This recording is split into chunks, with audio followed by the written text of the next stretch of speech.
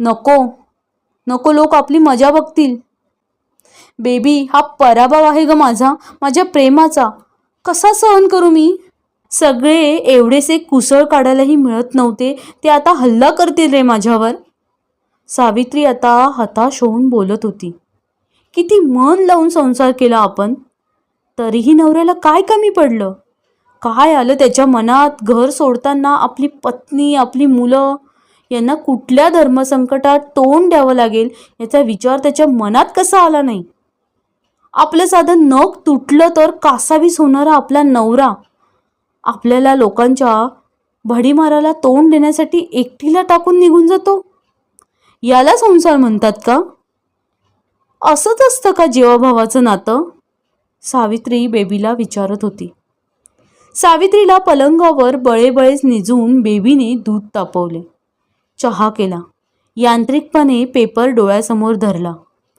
पेपरातले हरवले आहेत, बेपत्ता असतीलच प्रकरणे तिच्या डोळ्यापुढे आली. तिने पेपर फेकून दिला. इतक्या शेजारचे काका गच्चीची चावी मागायला आले. काय बाबा कुठे? त्यांनी विचारले. ते तर खरं सहजच बोलले होते, परंतु बेबीला तो प्रश्न ऐकून दचकायला झालं. आपलं मन किती वाईट असतं असं तिला वाटलं. आंघोळ करतायत.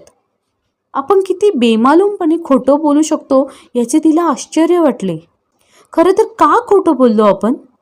सरळ सांगायला हवं होतं की बाबा बेपत्ता झाले आहेत. त्यामुळे काय होणार होतं?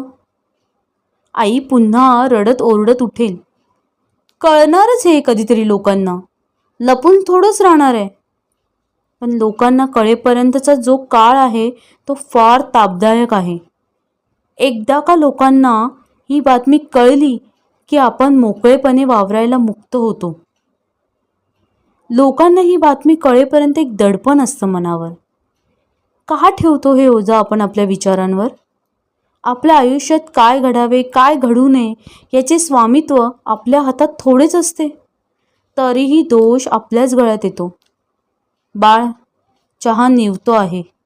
सोफ्यावर निश्चलपणे बसलेल्या भावाला बेबीने आर्जवाने म्हटले. ताई, बाबा बाबा खरंच गेले का ग आपल्याला सोडून? आपलं काही चुकलं का ग? ताई, त्यांनी आपल्या जीवाचं काही बरं?